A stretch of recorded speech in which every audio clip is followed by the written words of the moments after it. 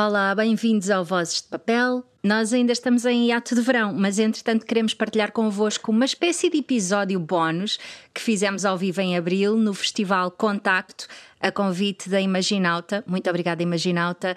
Eu tive o prazer de estar à conversa com o Luís Barros e o Michel Simeão e pudemos responder a umas perguntas sumarentas do público. Vocês já sabem que também podem enviar as vossas perguntas para vozesdepapelpod@gmail.com, que nós de vez em quando fazemos episódios especiais só a responder às vossas questões. Entretanto, obrigada por ouvirem, obrigada por estarem aí, tenham um excelente verão e nós voltamos à carga lá para setembro. Vozes de Papel. Vozes de Papel.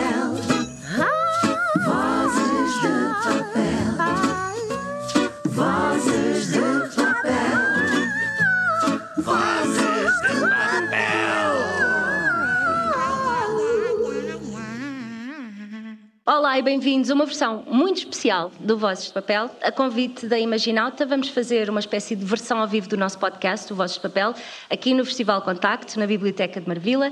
Desde já, muito obrigada à organização pelo carinho que mostraram pelo nosso mini-projeto, é um micro-projeto mesmo. Para quem não me conhece, olá, eu sou Solange Santos, sou atriz de dobragens e com a Ana Vieira e o Sérgio Calvinho, que infelizmente não puderam estar cá hoje, fazemos o podcast Vozes de Papel, já disse o nome para aí 3 vezes, em que contamos histórias das dobragens portuguesas, mas a partir da perspectiva de quem realmente as faz no dia-a-dia.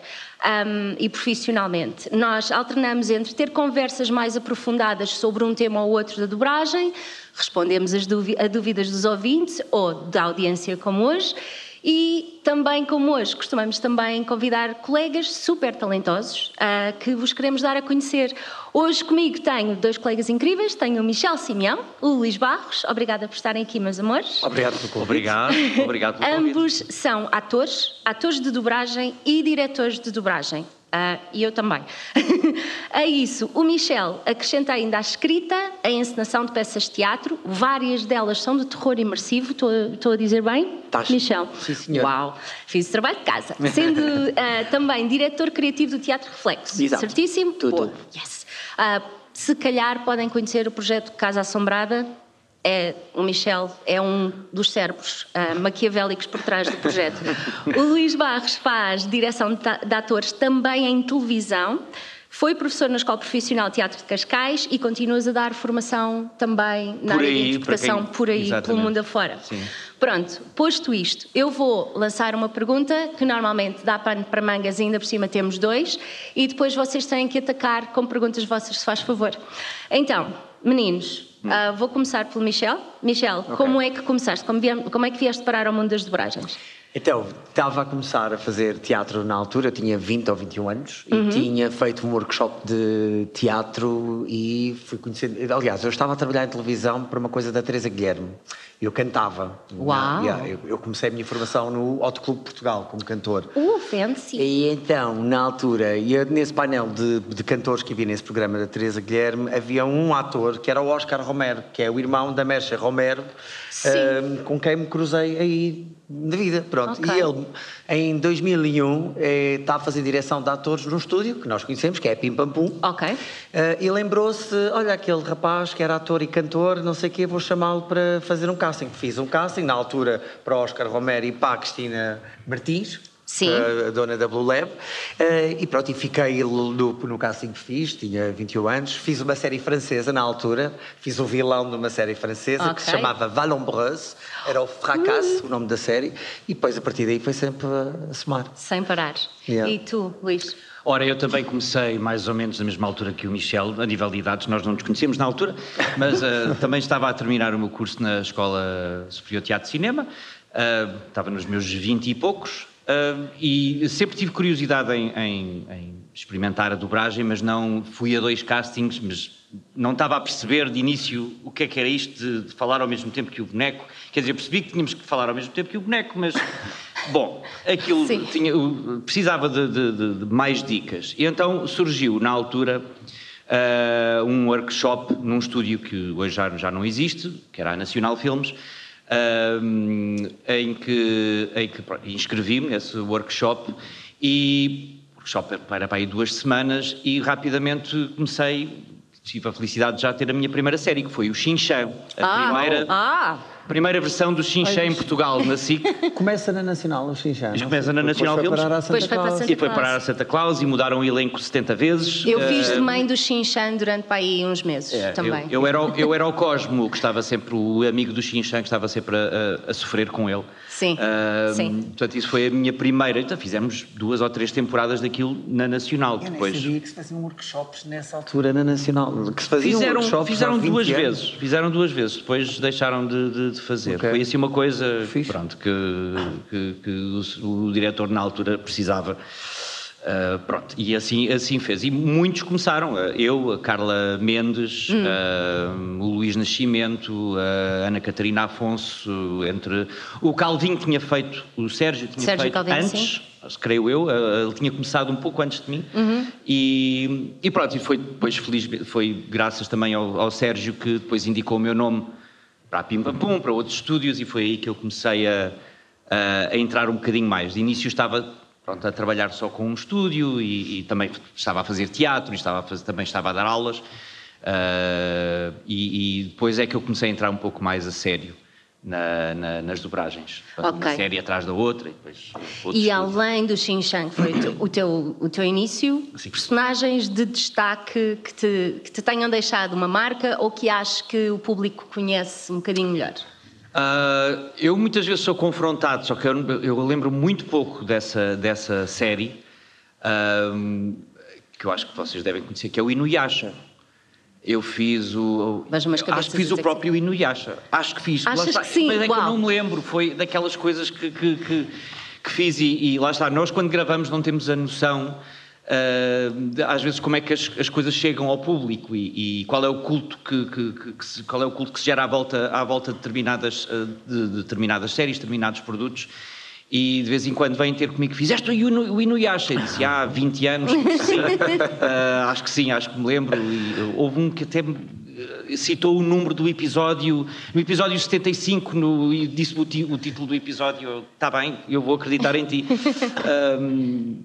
E depois, entre outros, fiz coisas divertidíssimas. O cão da primeira versão do Jonathan Test, eu fazia o cão.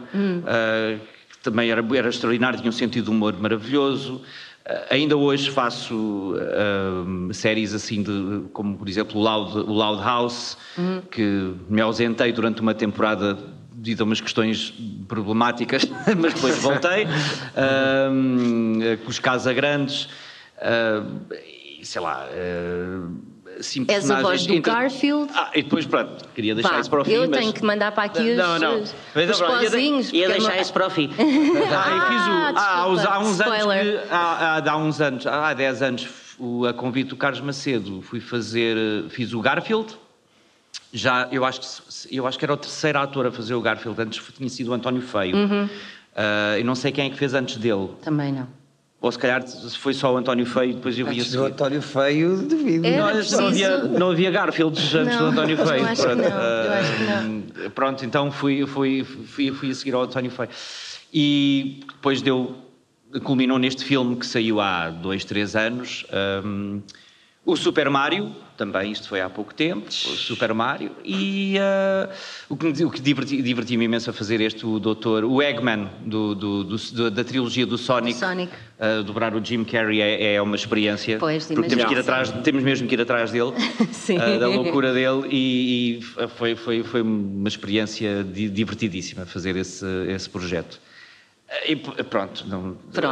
Entre muitas outras, não é? Muitas outras coisas. Michel, tu, personagens que tenham deixado assim um bocadinho mais... Eu também tenho já tenho muita dificuldade em lembrar-me do nome das personagens que vou fazendo. Não faz mal, eu fui ao Wiki Dobragens hoje de manhã. Então ajudas. Mas sei que tipo Doraemon é uma coisa muito forte, o Doraemon, e eu... É giro porque partilhei com o Sérgio as personagens. O Sérgio faz o arranque do Doraemon, passados uns anos ele deixou de ter tempo e eles estavam a precisar de um match da voz, e o Sérgio disse-me, eu acho que vais ser tu, e eu fui fazer e fiquei eu, e já estou há 10 anos a fazer o Sonel, o pai do Nobita e o professor, e pronto. E depois faço Yu-Gi-Oh! Também. Ele está a ler das minhas cábulas. O Beyblade é o Eu do também peão. espreitei. O Beyblade é o do peão, não é? O Beyblade é o do peão. Estás-me a perguntar a mim, não Faço Esses fizemos, o Walt, que é tipo protagonista das últimas temporadas do Beyblade. Fiz recentemente o Kyros do Mufasa, que foi assim o meu primeiro grande antagonista em cinema, mas também gostei muito de fazer no Willy Wonka, o novo Wonka. Sim. Há uma tripla de atores ingleses. Eu faço aquele do Little São três Britain. vilões, não são? São três vilões. Sim, já sei. Aquele do Little Britain. Sim, como é que ele se chama? Não me lembro. Pronto, Não mas ele é um dos três vilões também. Sean Rattle. Exato, deu muito gosto de fazer. O Harry Danger também é uma coisa que fiz durante muitos anos. Captain O Man. Captain Man, que é aqui dentro da figura humana. Também fiz muitas coisas nas Tartarugas Ninja, mas era um javali, não me lembro do nome dele. E fiz Digimon logo quando ele aparece. Eu era o Tai e o Agumon e o Matt e mais uma série deles. E fizemos ali, ainda fiz para aí 3 temporadas de Digimon. Depois começam a aparecer novas vozes. Eu tenho aqui apontado que vocês os dois participaram, pelo menos o cruzamento, o crossover mais de destaque será Yu-Gi-Oh! Têm memórias ou fizeram vozes mais eventuais? Isto foi naquele estúdio cujo nome não se pode. Cujo nome. Vai haver um podcast dedicado a estúdios cujo nome. Não, estúdios cujo nome não se pode dizer. Não se pode. Mas sim, tem alguma... Não, porque desse estúdio cujo nome não se pode pronunciar, eu não me recordo, porque a distribuição... Pois, era caótica. Era muito caótica, não havia uma sei. direção, não havia um diretor, depois passou a haver, e depois deixou de haver, e depois deixou de haver estúdio, e os diretores continuaram, bom, é uma longa história, e então era quase uma surpresa, chegávamos lá, e às vezes tínhamos que corrigir a distribuição, disse, espera lá, eu fiz este, porque é que está a ser atribuído a este? Sim. Era um pouco confuso, mas sabíamos que entrávamos na série. E fiz também uma coisa que se calhar o pessoal daqui conhece, porque é de culto, que é o Fairy Tail, que é a mangá, é anime, não sei, que é uma cena de culto, e eu fazia o Natsu, e eu lembro que na altura havia muita gente que me procurava e falava comigo por causa desta personagem, por causa é uma série, foi das séries que eu mais gostei de fazer a nível da japonesada. Sim. Não sei se fizeste, o Bleach fizeste também. Não fiz. O Bleach era qualquer coisa. Era uma belíssima série. Esta também era, por acaso. Era violenta, mas... Pois, era muito dark. Para mundos de fantasia. Sim, mas bem desenhado, com tempo, que ele tinha mais silêncios do que propriamente... Nós não estamos habituados a séries de desenhos animados, principalmente.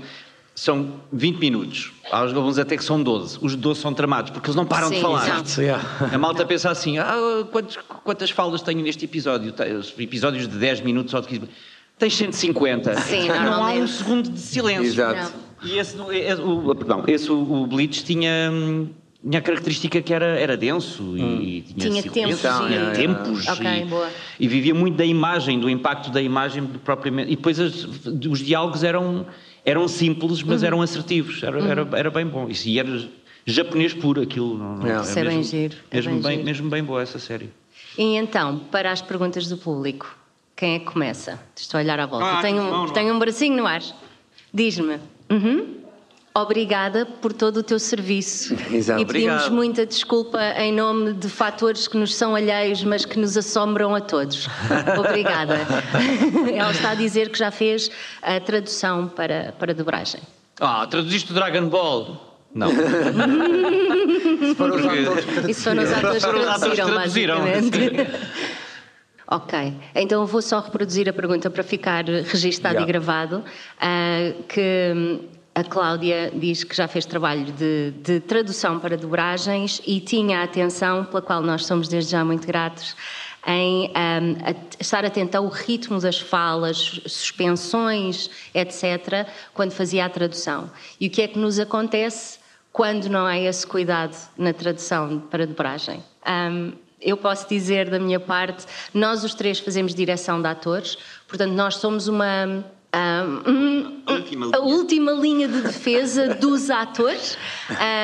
Entre o texto e os atores estamos lá nós e normalmente revemos os episódios antes de irem para o estúdio e tentamos dar um jeitinho. Obviamente depois cada ator, mesmo que nós os conheçamos muito bem, vai ter o seu ritmo, a sua forma de abordar, vai ter dias diferentes em que está mais ou menos rápido ou lesto, mas nós tentamos sempre adaptar o texto. Isto nem sempre acontece, porque há situações em que as séries não são dirigidas.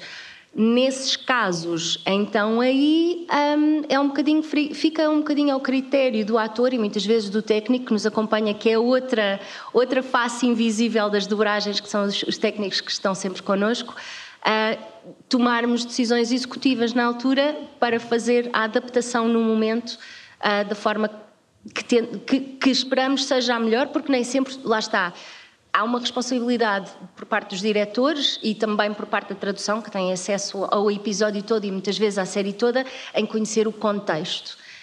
E muitas vezes nós estamos no estúdio e temos uma personagem pequena, nós vamos diretos à fala da nossa personagem, nós não ficamos a ver o episódio todo. Exato. Não recebemos o episódio antes, não decoramos antes de ir para estúdio. Este é tudo no momento, até por uma questão de direitos de autor, como é óbvio, não é? Aparece-nos a série, vamos diretos ao time code, ao momento em que a nossa personagem fala, temos o texto à nossa frente com o texto e falamos. E se couber, cabe, se não couber, temos que fazer pequenas adaptações. Pronto, esta é a minha abordagem, meninos. E isso faz parte da nossa vida, na verdade. É muito, muito raro um texto estar preparado ao ponto das palavras, do número de palavras em português bater certo com o número de palavras em inglês. Há muitas vezes. Hoje em dia, é como a Solange diz, quando nós estamos a dirigir, vamos para casa, conseguimos adaptar os textos e há esse cuidado, mas há sempre também o cunho do ator, há sempre o nosso tempo. O português é muito diferente do inglês. Sim. Nós precisamos de muito mais palavras do que eles para dizer coisas e é ótimo tu teres tido esse cuidado. Sim. Mas também muitas vezes, e eu sei isto do ponto de vista de quem escreve, quando estamos a escrever, as coisas às vezes na nossa cabeça ressoam de uma maneira e depois quando são ditas aquilo na oralidade não vai funcionar. Exato. E isso acontece com os textos de teatro que eu escrevo e eu sou o primeiro a dizer aos meus atores sem nenhum tipo de melindre, bora mudar o texto porque isto para caber na boca vai ter que ser dito de outra maneira. E nas dobragens também acontece muitas vezes, não é que esteja mal escrito, não é, está tudo certo, mas nós precisamos que aquilo tenha ali uma fluência, um fluxo diferente e então mudamos ali umas palavras, umas ordens, os verbos e os predicados e whatever. E às vezes também para bater mais certo visualmente com a labial, com os fonemas do boneco ou da pessoa. Tentamos ter essa atenção. Obviamente que, e já falámos sobre isto no podcast outras vezes, nós estamos a fazer um trabalho em minutos muito rápido, que demorou meses a ser produzido. E muitas vezes os atores de voz, os voice actors, nas produções originais, eles fazem a leitura e fazem a interpretação livremente, obviamente com direção, mas fazem-na livremente conforme o que acham que vai ser útil à personagem para contar a história. Nós temos o produto finalizado, acabado, ou seja, a personagem começa a abrir a boca ali, fecha ali e tem não sei quantas hesitações pelo meio. É com isto que nós podemos trabalhar. Portanto, a nossa tentativa de adaptar o texto à labial, obviamente o português e o inglês, ou qualquer outra língua, nunca vão 100% bater certo.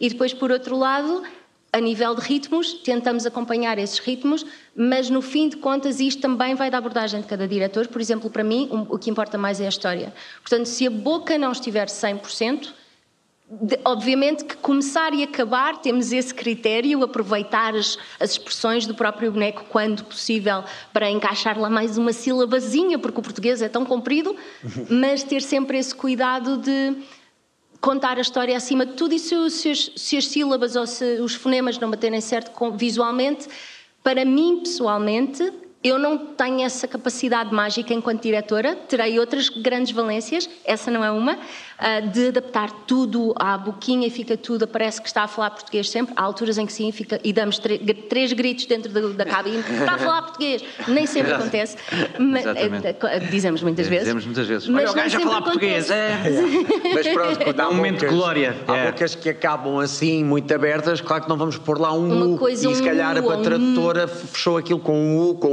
porque e era lá a palavra... o boneco está e não vai pôr ali. Era a palavra que batia certo na então tradução. Temos que criar ali outra forma de dizer aquilo. A ideia é mesmo manter o português orgânico e uma boa oral, uma boa oralidade e a interpretação. A interpretação e a história, aquilo que a Sola estava a dizer.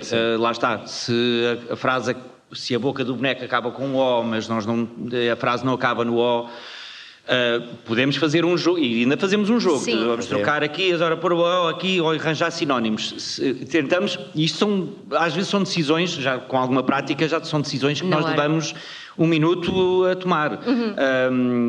Em último caso, dizer, olha, não há hipótese, vamos defender isto com a interpretação, tem que estar bem interpretado, e nesse sentido ganhamos. Porque aquilo que estavas a dizer muito bem, há de facto diretores que são obsessivos, e ainda bem, no caso deles, é um superpoder, volto a dizer. Mas até que ponto? Às vezes corre-se o risco de perdermos a humanidade e a organicidade. Fica plástico, às tantas só estamos à procura da boca certa e aquilo Exatamente. Fica... E depois isto é tudo contra relógio, é o que a Sola estava a dizer, nós trabalhamos a um ritmo alucinante. Dobragens de desenhos animados, então produtos televisivos, cinema é diferente, temos outro tempo, mas produtos televisivos são sempre a abrir. Não há Já aconteceu estar a gravar numa semana para ir para o ar na semana seguinte.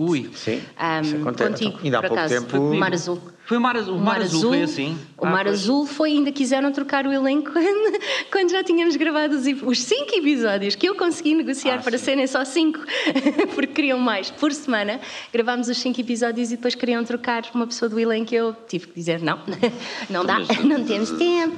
Mas estávamos a gravar praticamente numa semana para ir para o ar na outra, portanto há um limite. Há pouco tempo, nas novelas turcas também, aquelas que estão na SIC, também estava a gravar uma semana antes para aquilo ir para o ar na semana a seguir. Aquelas novelas turcas que agora estão... loucura. Agora estão na berra. Quem é que acompanha as novelas turcas?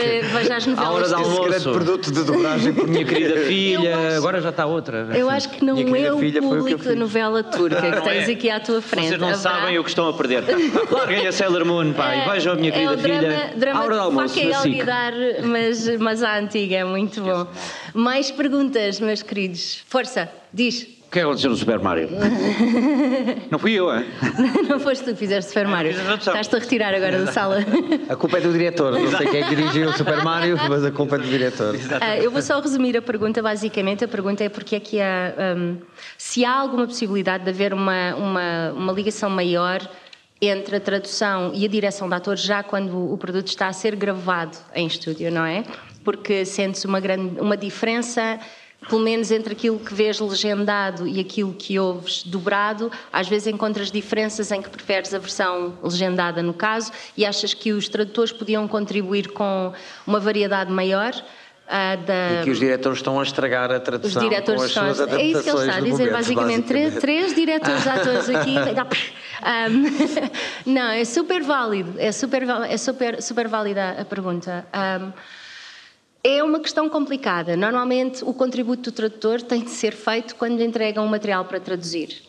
E nós temos tradutores extremamente competentes, mas também temos uma grande sangria de bons tradutores, porque este meio paga muito mal. Não Vou dizer as coisas com um assim cor-de-rosa, porque não vale a pena.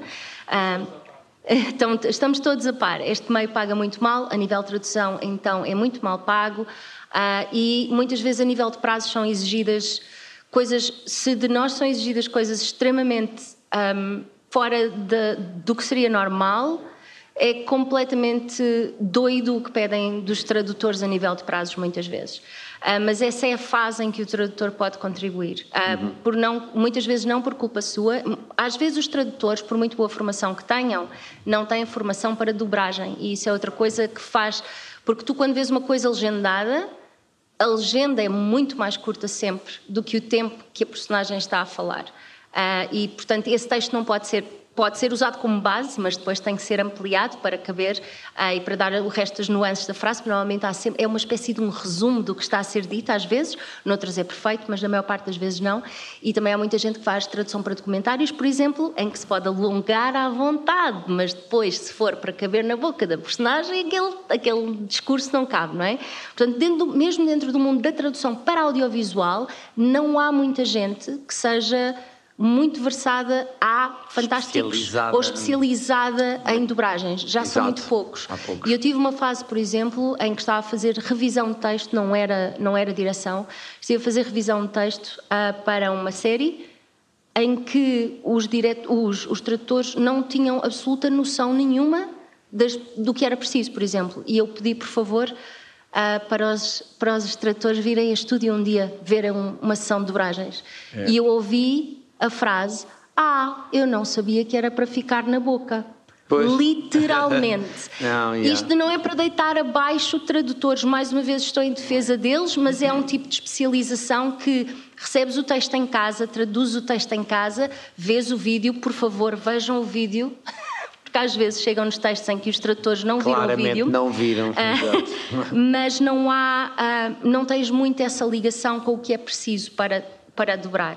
Mas o teu contributo tem que ser dado aí, porque depois quando chega a estúdio o foco é no ator. Nós, enquanto diretores, estamos a tentar facilitar o tempo do ator e fazer com que as coisas fiquem com o máximo de qualidade possível, segundo as nossas decisões artísticas, que lamentamos quando não agradam, mas estamos de facto a tentar fazer o melhor possível para o ator poder fazer o melhor trabalho dentro do mínimo de tempo possível, porque infelizmente ali também há prazos. Pronto, basicamente é isto. Era muito giro, era fantástico fazermos todos uma festa, tradutores técnicos e atores de dobragem com a direção, todos juntos, e fazermos uma coisa mais simbiótica. Da forma como as coisas são feitas hoje em dia, eu não estou a ver que seja possível. Trocamos e-mails muitas vezes com os tradutores para... Sim. Olha, aqui nesta coisa resolvi usar esta expressão, portanto ele a partir de agora usa sempre esta expressão, por exemplo, uma coisa de género. Sim, e o tradutor já fica a par. Há um glossário em comum que Exato, tem que ser partilhamos partilhado. Glossários, mas há uma coisa que se podia fazer que não se faz. Opiniões, e que não seria muito difícil, que é o trabalho pré-produção, uma reunião de pré-produção em que está diretor de atores, em que está dono do estúdio. Da Disney faz isso. É dos poucos sítios. E os tradutores para nós, até porque, por exemplo, aquela expressão que tu achaste desadequada, na estética que o diretor de ator tem na cabeça, aquilo é super adequado, porque ele se calhar até quer usar um inglesismo, porque ele se calhar até quer usar calão, e tu, como tradutor, podes achar aquilo, a tradução na legendagem não tinha esta expressão, e porque é que ele foi buscar? Porque se calhar na sua versão estética daquilo, aquilo faz sentido. Por isso é que era fixe também haver esta reunião para percebermos, ok, como é que nós queremos que seja a expressão oral destas pessoas que vão aqui falar, e depois, a partir daí... Porque tu podes querer até que, por exemplo, nós queremos sempre traduzir as coisas para um português falado, obviamente, mas se nós estamos a contar a história de personagens, vamos usar... do costume dos Estados Unidos, nós temos que contar a história dos Estados Unidos. Então, há certas coisas em que, se pudermos usar coisas que levem o espectador para esse contexto, nós deixamos-lo ficar. Mas lá está, é uma opção de cada diretor. Pode haver pessoas que queiram traduzir dólares para euros, sei lá. Já é uma coisa... Houve uma altura em que se fazia isso muito. Sim, há muita gente que ainda faz, acho eu. Há gente que ainda faz, mas pronto, depende muito dos critérios da história que tu queres contar e de como é que achas que a história pode ser contada sem sair do material que te foi entregue. E uma pequena parte só, que é, há muita coisa que vocês vão ver que não foi dirigida. Sim. Pronto, sim, há muita coisa sim. que está a ser gravada que não tem um diretor de atores. Exato. Tem só um técnico e um ator, e vamos embora. Sim, só podemos falar pelos produtos, pelas séries que são, ou séries ou filmes que são traduzidos, mas deste um exemplo. O Super Mario. Nesse caso não, o Super Mario foi, e lá está, não é Disney, mas foi na On-Air, que também é um estúdio muito responsável, e há sempre uma reunião e uma comunicação criativa entre o diretor, o tradutor e o cliente. Pois, muito importante. O cliente ainda tem coisas a dizer. Sim. E às vezes o cliente impõe-se em certas... não gostei desta opção, ou não gostei de... Pronto, e muitas vezes é um bocadinho... Palavras proibidas. Palavras proibidas. Listas de palavras proibidas. Listas de palavras proibidas. A Disney não permite dizer uma série de coisas, por exemplo. Os clientes às vezes são um bocadinho complicados, mas nós precisamos deles para trabalhar. E há outra coisa que tu estavas a comparar com a versão legendada. Às vezes a pessoa que faz a legendagem não é o mesmo tradutor que fez a versão para a também dobragem. Acontece, sim. É curioso, mas acontece. Mas isto que a Solange disse com razão, que a legendagem, o formato da legendagem, agora lá está, pode divergir em determinadas expressões. No caso do Super Mario, ele tem expressões que são chave, e se calhar pode não ter passado ou na dobragem ou na legendagem, mas realmente há o propósito a legendagem tem que servir o propósito de a pessoa poder ler, mas ler a tempo de está a olhar para o filme, olha para o texto, percebe, tem que ler aquelas 2 linhas numa só imagem e depois voltar a olhar para o filme. Sim. E tem que ser rápido, portanto, logo os textos não podem ser tão desenvolvidos, tão dilatados, tem que ser um pouco um resumo daquilo que a personagem disse. No caso da dobragem, é uma fala, é um diálogo, é uma coisa viva que tem que ser dita e tem que ser sentida, tem que lá estar a verdade. É complicado. E nós muitas vezes também temos que dobrar coisas com as quais eu diria isto de outra forma, por exemplo, mas não sou eu que escolho. E é assim, faz parte do processo criativo que não vai ficar, porque isto é um trabalho de grupo, ao contrário do que parece. É um trabalho de grupo, apesar de estarmos às vezes, o trator está sozinho em casa, a produção está no estúdio, os diretores estão em casa e depois vão ao estúdio X tempo, os atores vêm e aparecem e vão-se embora e os técnicos estão lá fechados num canto a misturar tudo. Parece que estamos um bocadinho separados, mas não deixa de ser uma reação em cadeia, que é um trabalho de grupo de uma data de gente, e que pronto, nunca vai ficar perfeito aos olhos de toda a gente, como é óbvio. Acho que todos nós compreendemos subjetividade. Próxima pergunta. Não, obrigada a ti por perguntares. Puseste a mão no ar primeiro, mas estás marcado. Sim. Olá. Okay. Não, é super... É muito interessante a pergunta. Vou resumir mais uma vez. A utilização de emoções na dobragem. Quais são as emoções que temos mais à mão, por assim dizer, que para nós são mais fáceis, e se sentimos diferença nos diversos estilos ou géneros, como por exemplo desenho animado norte-americano versus japonês. Pronto. Luís Barros. Pronto, eu para já, antes de mais, eu não entrei neste filme, aliás, entrei, mas fiz só uma coisinha curta, mas vi-o 500 vezes porque tenho uma filha de 9 anos e ela adora, que é o Divertidamente 2.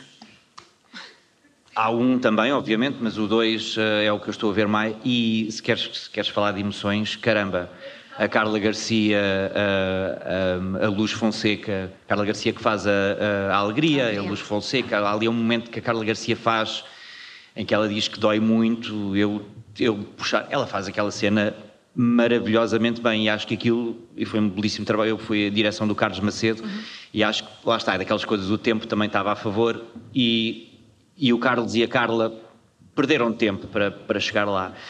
Investiram. Investiram. Boa. Obrigado, Soledade, é isso mesmo, investiram. É bom perder também esse tempo. É um tempo bem perdido, mas é investido. Posto isso, é para mim, lá está, as cenas mais emotivas, de choro, tristeza, depressão. Não digo que não é impossível, mas lá está, é preciso tempo para investir, para ficar verdadeiro e não ficar uma coisa falsa, e isso nota-se, ouve-se bem, e se as pessoas fizerem o exercício de desligar a versão portuguesa para a inglesa, onde eles realmente tiveram tempo para o fazer e fizeram sem referências, nós estamos, lá está, temos uma limitação, que é temos que nos emocionar dentro daquele tempo. Se calhar não é tão orgânico quanto o original, mas lá está, isso talvez seja para mim, mas gosto muito de fazer, mas para mim é desafiante, mas gosto muito de chegar lá e depois há as palhaçadas e depois há a ironia, mas também há o que também tu és mestre. Brilhante. Mestre da palhaçada. E da ironia. Não tem agora. Em estúdio com o Luís Barros, em risota do princípio. Não é verdade. Mas não é só. Deixa-me interromper-te. Há muitos anos éramos nós umas crianças. Quando vieste fazer, já falámos nisto, o Mar Azul, eu lembro-me de sentir um clique contigo. O Mar Azul foi uma série, era para jovens, era sobre surfistas. Muito, muito simples. De imagem real. Que era uma coisa que fazíamos pouco na altura, ainda hoje, infelizmente. Mas o Barros, eu chamei-o para fazer a segunda temporada e a personagem dele tinha um quê de nervoso e de ansioso, mas ao mesmo tempo tinha ali uma doçura muito engraçada. E ele tinha umas cenas em que se emocionava um bocadinho e estava, lembro-me, perdido no mar ao som de uma música e depois usámos como toque de telemóvel durante um tempo os dois, porque ficámos muito ligados por causa dessa série, mas eu lembro-me de entrar no estúdio e perceber que o Barros, foi daqueles momentos em que eu percebi, eu consigo dirigir atores. Na primeira temporada eu tinha chamado as pessoas que me tinham sido recomendadas porque lá está, estava a gravar numa semana para entregar na semana a seguir. Eu preciso das pessoas mais rápidas. Na segunda vez foi mais, agora tenho tempo para chamar outras pessoas, vamos ver como é que jogamos porque eu estas pessoas não conheço tão bem. E o Barros foi uma aposta, eu não te conhecia de lado nenhum. Pois não. E, no entanto, depois quando começamos a gravar, eu lembro-me de pensar, eu afinal sei dirigir atores, porque comecei a pedir mais. Não, faz outra vez. Vê lá a cena. Faz outra vez. Mais baixo. Ou mais para cima. Respira outra vez. E chateei-o tanto. Mas tanto, foi uma tortura. Eu sei que saímos de lá, era meia-noite do estúdio. Era meia-noite. Eu estava a escorrer água, mas foi das experiências mais gratificantes. E foi, lá está, porque ficámos até à meia-noite que não devíamos. Nunca se ninguém nos paga para isso. Como é que conseguiste ficar até à meia-noite? Ficar desde as 9 da manhã até à meia-noite. Mas tivemos aquele clique de começar a puxar emocionalmente pela coisa e tentar ver cada um a puxar pelo outro e a ver até onde é que vai.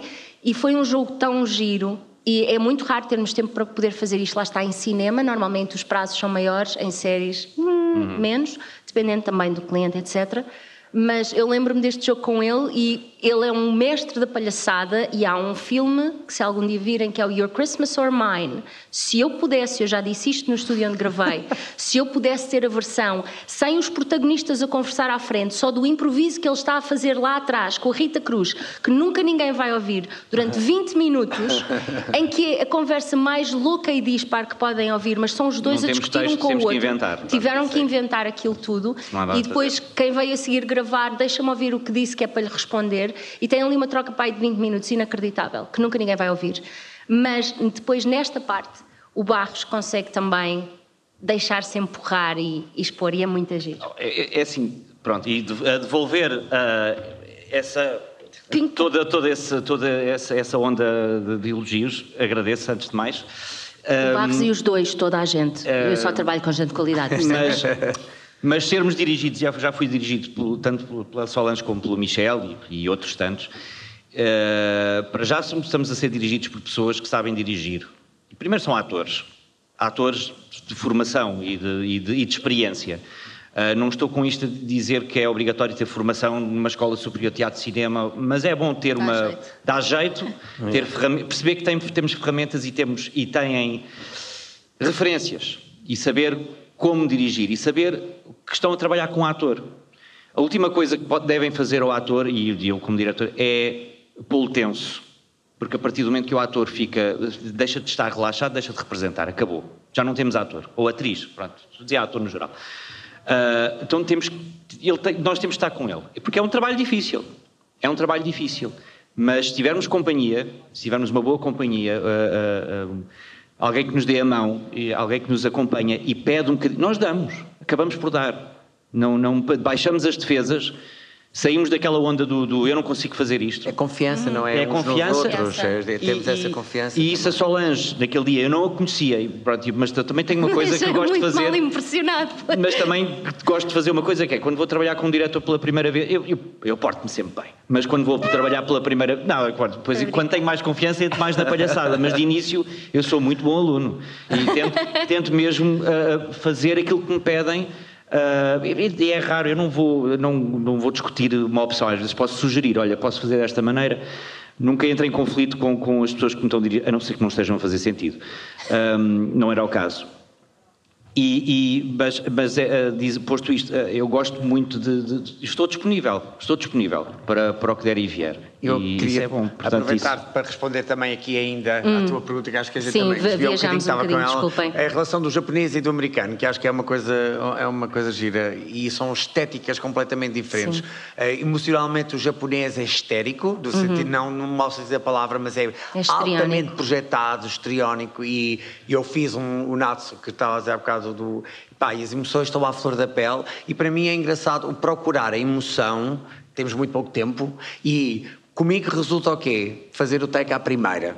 Para mim é o meu caminho, é não ter visto já como é que ele se vai, é ir atrás, do flow da coisa e emocionar-me à medida que estou a fazer. E normalmente, quando é um take que precisa, eu já chorei a gravar coisas, mas só porque estou a ir no embalo. Porque se eu as vir primeiro e depois volto atrás para fazer, já não vou conseguir reproduzir aquilo daquela maneira. É a primeira vez. E muitas vezes o primeiro take é o melhor. É mesmo o que vai estar sintonizado emocionalmente, porque somos apanhados de surpresa com a ação a decorrer naquele momento. Posto isto, o americano é um lado emocional mais dentro do realismo, mas também um bocadinho mais plástico. Pá, o japonês é uma coisa muito única, muito deles, que está à flor da pele, sais sempre a suar dali, porque é tudo aos gritos, é tudo esticado ao máximo e dá um prazer muito grande. Eu gosto muito de trabalhar esse lado emocional japonês, porque permite o recorte das personagens diferente daquilo que estamos habituados a fazer. Podemos estar num esforço técnico maior por causa do esforço da voz, exato, basicamente. Sim. Absolutamente. Mas depois é muito engraçado, porque por estarmos sempre tanto nesta força intensa, também já temos a porta um bocadinho mais aberta quando entra aquele momento da emoção muito explosiva, enquanto que, por exemplo, na coisa mais naturalista é capaz de ser um bocadinho mais difícil de desenterrar. Faz da contenção. Sim, é tudo muito mais contido. E os americanos estão oh my God, I'm feeling things, oh my God, vibes. E de repente, I'm crying, mas aquilo...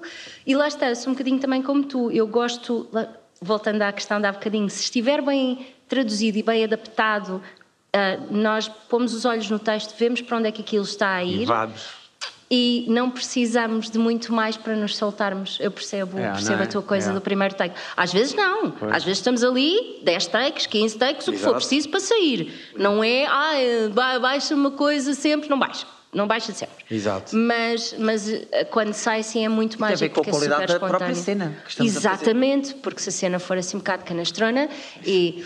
Eu digo sempre, as pessoas que censuram muito as dobragens, eu entendo muitas das questões, lá está uma falta de noção de como a salsicha é feita, como eu digo, também, mas também não viram o original, muitas vezes.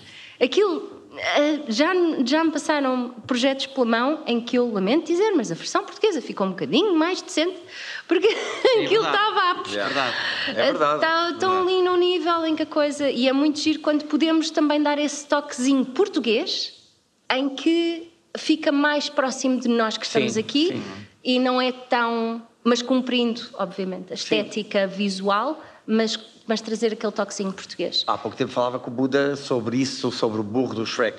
O burro do Shrek. Que houve uma apropriação completa, porque aquilo não tem nada a ver com o que o Eddie Murphy fez, e ainda bem que o Buda teve a ousadia de pegar naquilo e tornar aquilo dele. E as dobragens também é isto. Nós não estamos só a tentar fazer um copy-paste de versão portuguesa, isso é o que a inteligência artificial um dia vai fazer, que é pegar na interpretação e na voz original e tornar aquilo português. Nós estamos a dar um cunho que também tem a ver com a nossa cultura, com tudo que é nosso. Sim. E o Buda deu esse exemplo, e o Buda e o Zé Jorge Duarte a mesma coisa com o Shrek. Eles apropriaram-se completamente e tornaram aquelas personagens nossas. E isso também é algo que um diretor de atores muitas vezes tem que saber fazer, que é largar ali determinadas coisas do inglês e deixar que o ator dê o seu próprio cunho. Por exemplo, o Barros tem uma graça natural que é muito boa a aproveitar e não contrariar. Nós temos que, quando estamos a dirigir o ator, usar aquilo que é o potencial do ator para potenciar a própria personagem e não tentar contrariar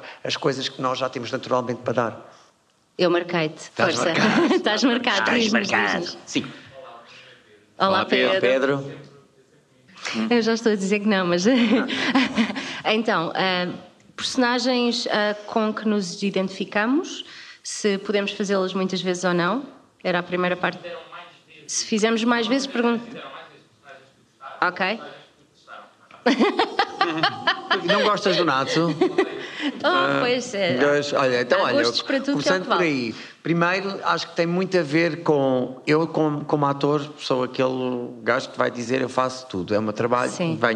Claro que quando tu já estás num sítio da tua carreira em que tu podes escolher o teu guião e tens montes de gente a mandar-te filmes para casa e tu vais escolher o screenplay que queres fazer, isso é uma coisa que nós não nos podemos dar. Isso é outro universo paralelo, não é aqui. Nas dobragens, o que me acontece é produtos que eu gosto, como o Fairy Tail, é um produto que eu gosto.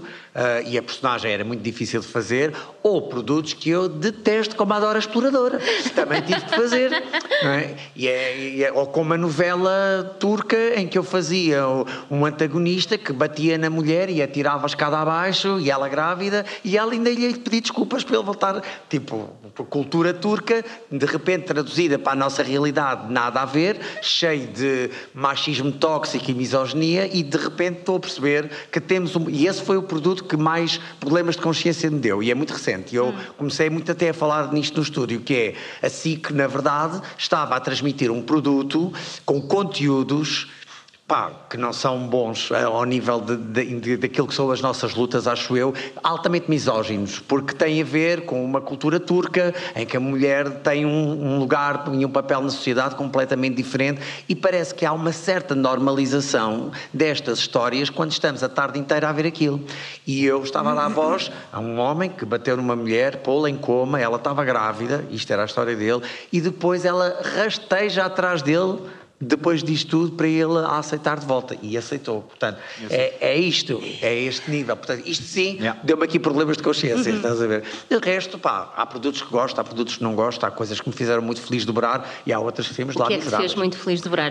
Já deste o mal, agora... Mais recentemente, o Kyros do Mufasa foi um vilão que eu adorei fazer, e depois cantei, não sei o quê, aquilo deu tudo muito gozo fazer. Naquilo que fazemos para os videojogos, para a PlayStation, também há muitas coisas que são boas de se fazer. Nós não podemos dizer, mas estamos a fazer um trabalho juntos agora, em que eu estou a dirigir a Solange, que ela está a fazer uma personagem que eu acho que é ótima, é maravilhoso, e dá para interpretar e estar ali e fazer a coisa sentida e sofrida, e partilhamos muitas horas de estúdio juntos. Sim, muitas horas. Portanto, por acaso os jogos têm trazido bons guiões, claro que não é difícil estar na linha da frente dos protagonistas, é difícil, e não dá para toda a gente estar sempre a fazer, por exemplo, como tu estás a fazer agora, uma protagonista, mas já são sempre trabalhos bons. Eu não sei se podes dizer isso. Não disse o nome. Ok, pronto. Temos o NDA, mas não disse o nome do jogo. Pronto. O jogo qualquer. É um jogo. Vai acontecer eventualmente. Com botões. Ok.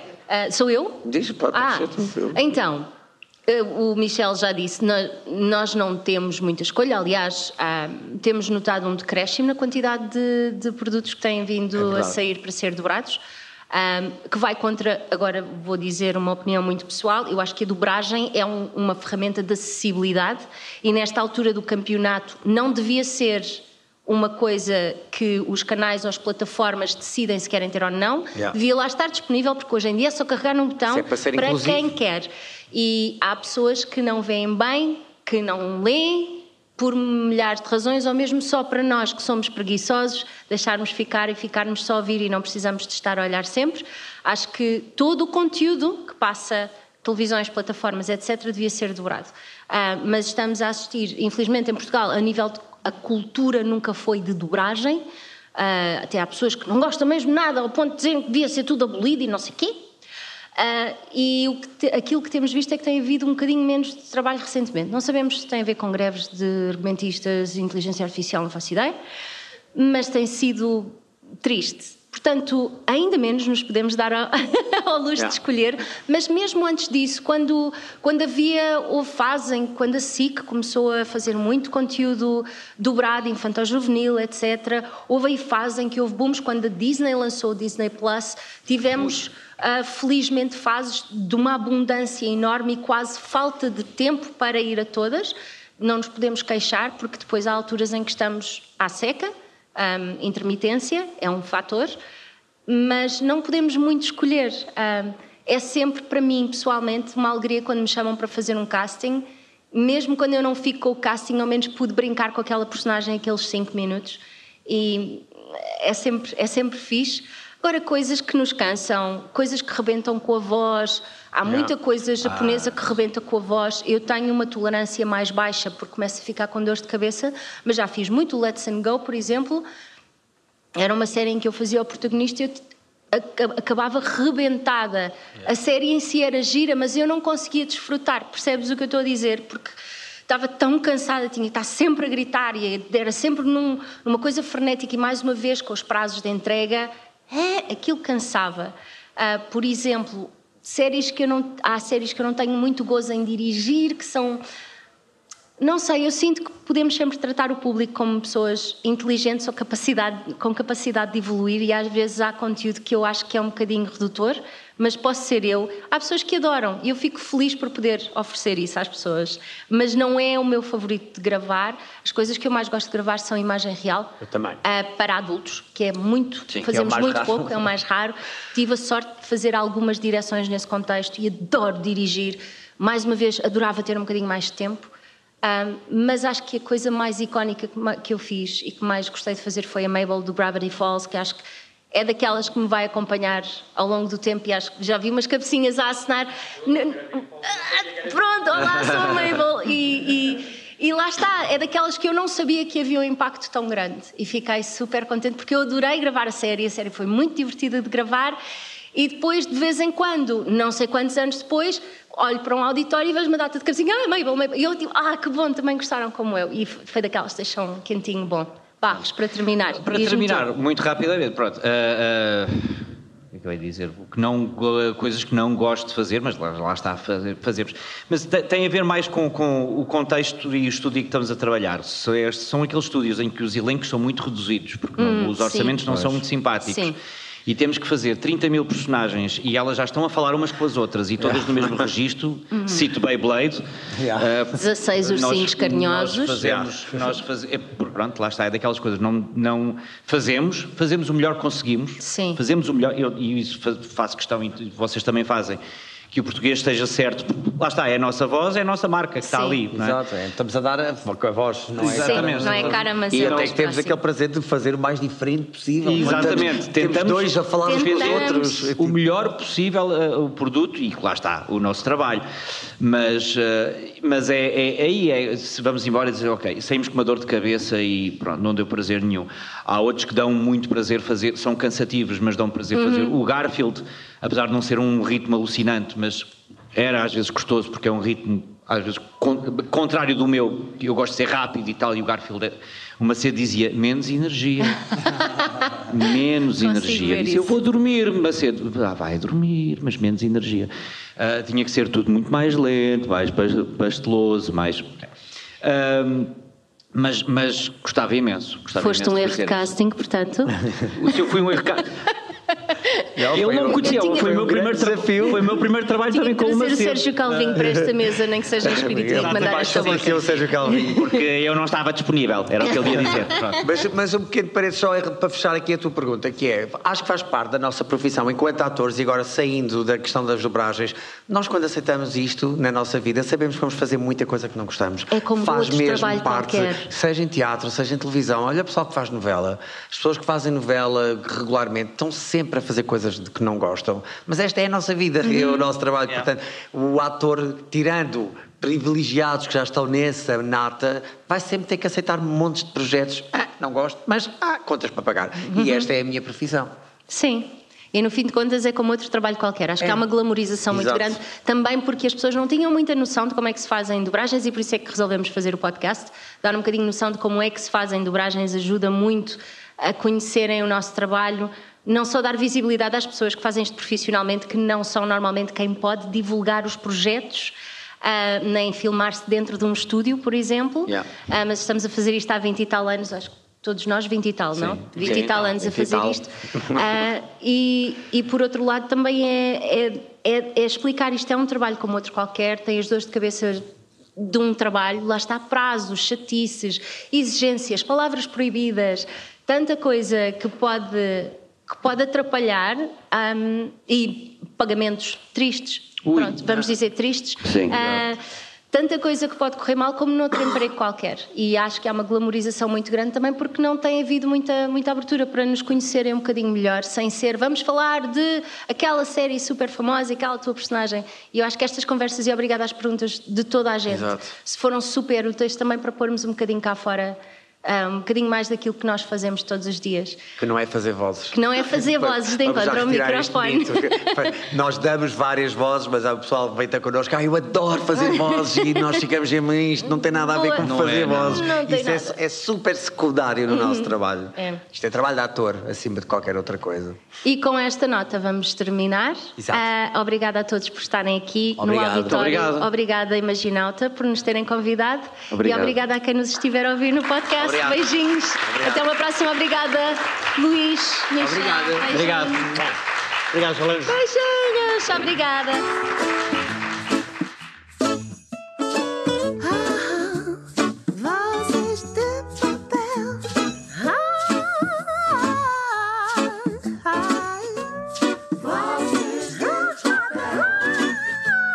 Vozes de papel.